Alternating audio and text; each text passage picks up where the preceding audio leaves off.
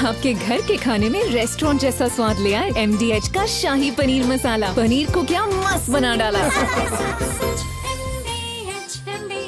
लश्कर के 4 आतंकियों ने पहलगाम में हमला किया। हमले में 2 लोकल आतंकी भी शामिल थे। इस हमले को लेकर कुछ और अहम जानकारियां इस वक्त आ रही हैं। आतंकियों ने बॉडी कैमरा पहना हुआ था। AK-47 राइफल से इस अटैक को अंजाम दिया गया, ये भी पता चला है। तो आतंकियों के बारे में कुछ और अहम जानकारियां सामने आई हैं। इससे तस्वीर भी हमने आपको दिखाई थी जिसके हाथ में AK-47 राइफल नजर आ रही थी। और ये हैं 3 संदिग्ध आतंकियों के वो स्केच जो अब से थोड़ी देर पहले जारी किए गए हैं।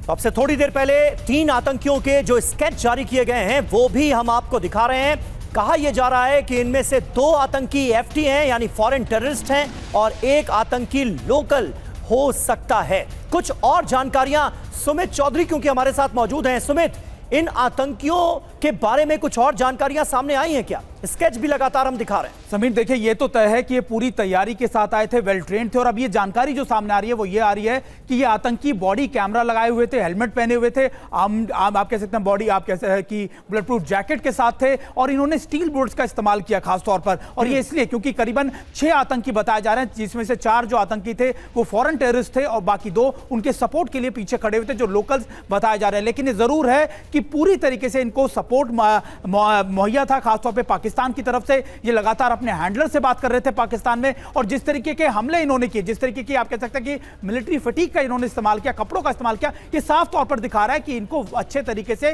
तैयार किया गया था। इन्होंने जिस तरीके की बुलेट्स का इस्तेमाल किया, स्टील बुलेट्स का, यह भी दर्शाता है आतंकियों को स्पेशलाइज्ड बुलेट्स दी जाती है ताकि अगर किसी ने आप कह सकते हैं बुलेट प्रूफ जैकेट भी पहनी हो तो उसको भेद कर भी आगे निकल जाए। तो निश्चित तौर पर इनका मकसद यह रहा होगा कि अगर वहां पर किसी तरीके के सिक्योरिटी फोर्स। लेकिन सुमित, एक बात बताइए, अपनी तरीके मारा जा सके। ये अलग जानकारी जो ये पता चल रहा है कि बॉडी कैम इन आतंकियों के पास था, क्या मकसद हो सकता है इसका? देखिए, बॉडी कैम का मकसद, क्योंकि मैं इसको कोरिलेट कर सकता हूं कई और आतंकवादी गतिविधि। आपको याद होगा कि किस तरीके से जब गाजा के अंदर गाजा की तरफ से हमला किया गया था इसराइल में, तो उन्होंने बॉडी कैम्स लगा रखे थे। और इसका मकसद होता है अपने हैंडलर्स को रियल टाइम पिक्चर्स भेजना, उनको ये दिखाना कि हमने कितने लोगों को मारा, हमने कैसे लोगों को मारा, हमने किस तरीके से बर्बरता की। तो ऐसे आतंकवादी संगठन, ये हमेशा लश्कर जैसे आतंकी संगठन या आप कह सकते हैं कि दूसरे आतंकी संगठन ऐसे बॉडी कैम्स का इस्तेमाल इसलिए करते हैं क्योंकि उनको रियल टाइम पिक्चर्स कैप्चर करनी होती है, उनको वो दिखाना होता है, दहशत फैलानी होती है उस इलाके में। और शायद इन आतंकियों के हमले का मकसद ही ये था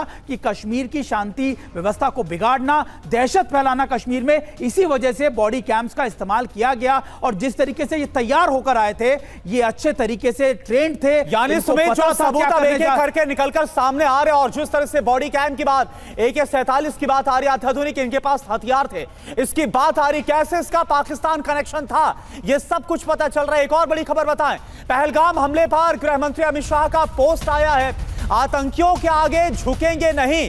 गृह मंत्री अमित शाह जो कि खुद इस वक्त जम्मू कश्मीर में मौजूद हैं और अभी कुछ देर पहले वो खुद पहलगाम की उस बैसारन वैली में पहुंचे थे जहां पर कल हमला हुआ था। और ये देखिए, तस्वीर भी हम आपको दिखा रहे हैं, वो लोग पर्यटक जो मारे गए, इसमें उन्हें श्रद्धांजलि दी। और अब ये पोस्ट है जो गृह मंत्री अमित शाह की तरफ से आतंकवादियों की इस कायराना हरकत पर आया है कि आतंकियों के आगे झुकेंगे नहीं, यह अमित शाह की तरफ से पोस्ट किया गया।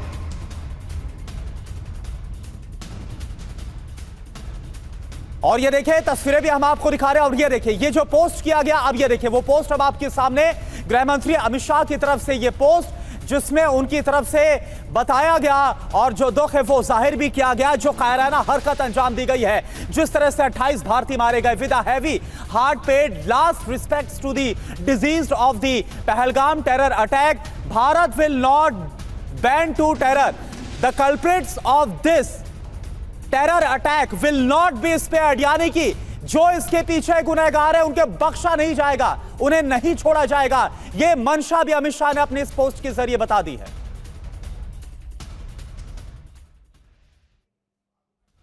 तो पहलगाम हमले के दोषी आतंकियों को बख्शेंगे नहीं, यह लाउड एंड क्लियर मैसेज दे दिया है गृह मंत्री अमित शाह ने।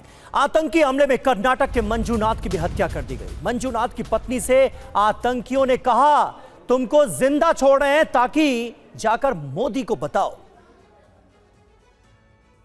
तो आप सोचिए किस तरह का मंजर रहा होगा। और जब मंजूनाथ जी की पत्नी ने आतंकियों को देखा कि वो उनके पति को मार रहे हैं तो वो आगे आ गई। उन्होंने आतंकियों से कहा कि अगर मेरे पति को मार रहे हो तो मुझे भी मार दो, मुझे भी मत छोड़ना। उस पर आतंकी कहते हैं कि तुम्हें छोड़ रहे हैं ताकि जाकर तुम मोदी को बताओ।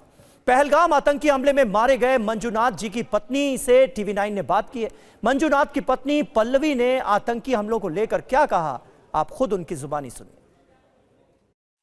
मेरे पति को मारा है ना, मुझे भी मारो अंत नन मगन बೈದ ಅಷ್ಟೇ, मुझे भी मार दो ಅಂತ, नहीं मारेंगे ಮೋದಿ को बोल दो ಅಂತ ಹೇಳಿ ಹೋದ। ನಮ್ಮ ಪಕ್ಕದಲ್ಲೇ ನಿಂತಿದ್ದ ಗನ್ ಹಿಡ್ಕೊಂಡು, ನೋ भी मार दो ಅಂತ ಹೇಳಿದ್ರೆ नहीं मारेंगे ಮೋದಿ को बोल दो ಅಂತ ಹೇಳ್ದ ಹೋದ। ये ऑडियो हमने आपको सुनाया, मंजूनाथ जी की पत्नी का ये ऑडियो मंजूनाथ जी की हत्या के बाद का है, इस आतंकी हमले के बाद का है। और इसी में जो आप तस्वीर देख रहे थे वो डल लेक की तस्वीर है, जब शिकारे पर पति पत्नी बैठे हुए थे, यानी वो श्रीनगर में थे। श्रीनगर के बाद वो पहलगाम जाते हैं और जिस जगह पर वो जाते हैं घूमने के लिए, वहीं पर ये बर्बर आतंकी हमला हो जाता है। ये बताया जा रहा है कि जो वीडियो था डल लेक वाला, वो कुछ देर पहले का ही था। आपके घर के खाने में रेस्टोरेंट जैसा स्वाद ले आए MDH का शाही पनीर मसाला। पनीर को क्या मस्त बना डाला।